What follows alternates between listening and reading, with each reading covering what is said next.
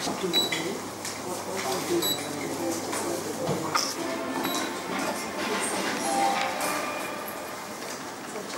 are asking for fan belts, seat belts. seat belts. Other than that, same buses we Actually, they are more sharper than us. Hi, my name is Sanya, and so what is the exciting part of your work, and which part of the work do you enjoy the most? And do you have any examples or incidents about it's open to everybody? Your work? You say the challenging part for us is to operate a bus without any breakdown and without causing an accident to the public. And also we look to the emission level. We see that no buses should not emit more than 65 HSEA. That is our motto of the What happens is, from the driver point of view, if the place is occupied by some other vehicle like private auto, something like that, bus stops, then naturally a driver moves. So under required, under 33 is the extra given for weekly off or leave, absenteeism and all. Over and above, if somebody remains absent, then at that time that bus will not be operated. Suppose in other case the bus goes off-road for change of engine, met with an accident. That time some schedules are being cancelled. At that time the public will complain about the non-operating services. So is there any complaint that is like shocked you, a complaint that is different from the usual ones? Behavior aspect is the other than the normal complaints. So do you have Behavior any with the incident? ladies and misbehavior with them and old age people. Like that, on the burnt buses, one of our officers has suggested with slogans we have kept for some days in the Majestic, because public should see this is our money, public money only. This organization is for the public and by the public only. So they should at least feel that we are burning our own property with them. It was there for some days. Yeah. So what are the difficulties you face in work? Can you share an example or an incident? Here, this is essential service, public utility service or essential service. All the officers and employees are ready to work 24 hours. Anytime there is no time limit for officer and supervisory staff. Only even drivers, first shift is after a break, a little break, he should be ready for next duty.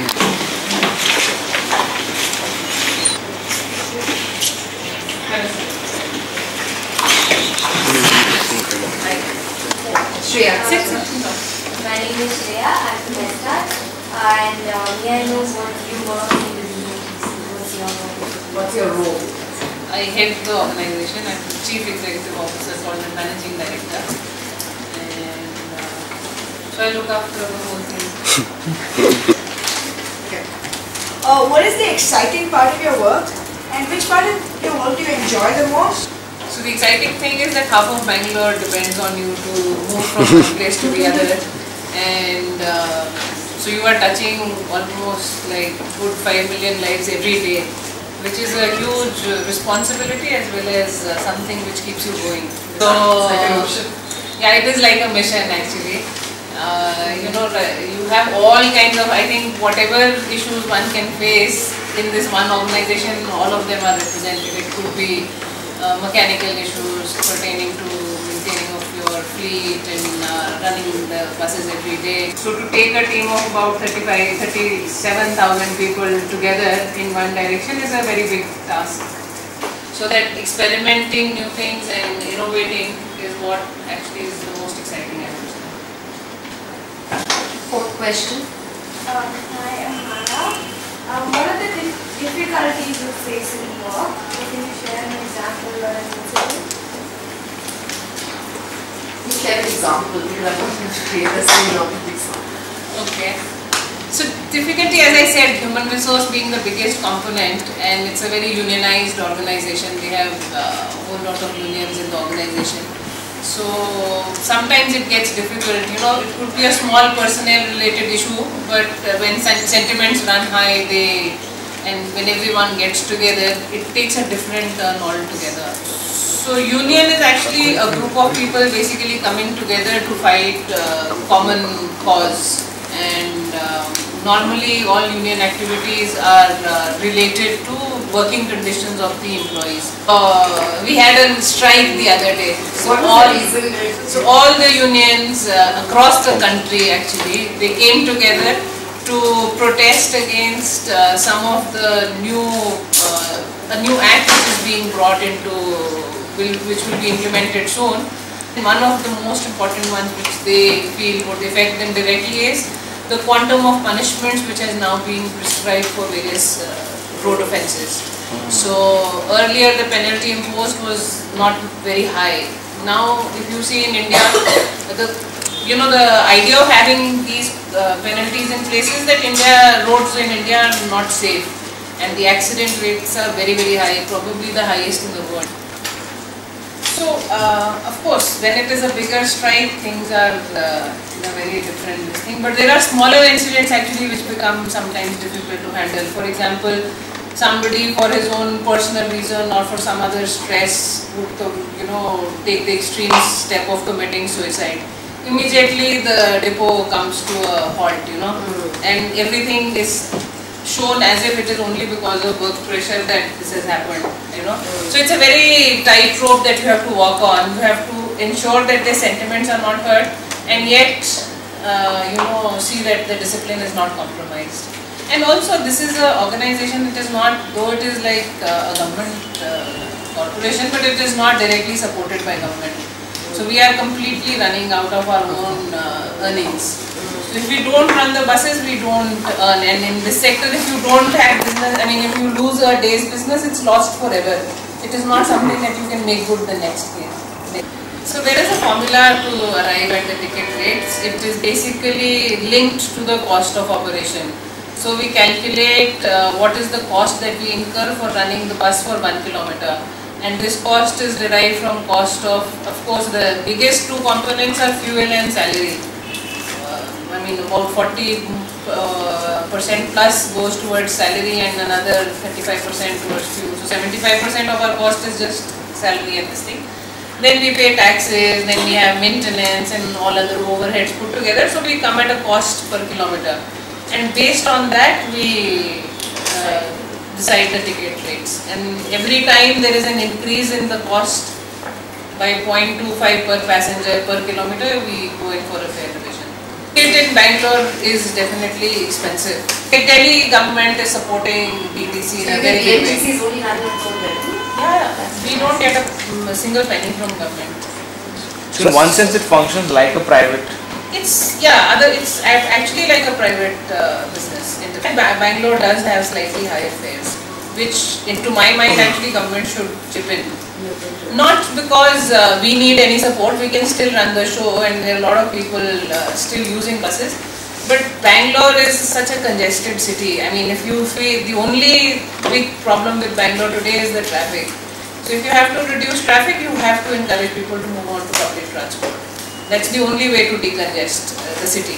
How many flyovers can you construct? And they are all very, very capital intense.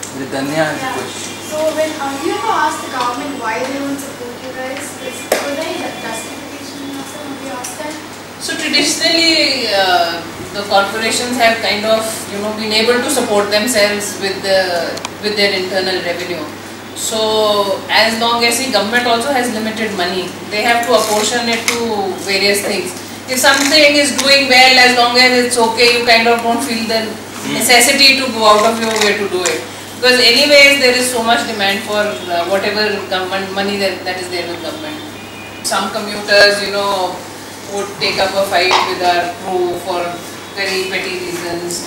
And some people, common issues are like there will be some issue about change. So instead of, a commuter can also be a little bit more cooperative by bringing the required change. Every time it's very difficult to expect the conductor, if there are 100 people on board, to be able to give back change to everyone. So that kind of cooperation they will not show. We have asked for identity cards to be produced if they want daily passes. They resist doing that. Then some commuters do indulge in malpractices, like these daily passes were being abused earlier. They would, circulate it to someone else, and there were 2-3 people using the same pass during the day. So it's taking undue advantage of something, a facility or a privilege which has been extended by the corporation. City, if you say, a non-commuter issue, the biggest problem which we have with our operations, other than the ones which I mentioned, is infrastructure. So we don't have enough bus queue shelters. Only 10% of the bus stops have a shelter. So that's a big issue for us, and especially nowadays when it is raining, people don't take our buses at the end of the day because they won't like to stop and stand in the rain and wait for our bus. So they just take an auto and go. So that kind of has a very sad effect on our operations. We have no space, even where there are bus stops, we don't have space to show our information in the sense that, what are the bus routes and which bus is going to come to the stop. So then an outsider who's not part of Bangalore or somebody who's not a regular user is not able to navigate through the system. He's completely clueless. So we don't have that kind of infrastructure available to display our information. Then we don't have bus bays, which is actually a very big problem. In fact, if you see that of late it was there in the newspaper that there are some 40,000 odd challans pending against BMTC drivers. That the government, people don't help, give you money to run the buses. So why do you call yourself government workers then? No, they're all corporation employees, they're not government employees. Only, there are only 2-3 people in this organization who are employees of government. The rest is everybody employee of the corporation. They're all corporation employees. Only 3 of us are actually, me and the 2 directors are government employees. If you have any changes to the city, what would it be? Better infrastructure in the city. BRTS for Bangalore would be ideal to kind of, address most of its problems.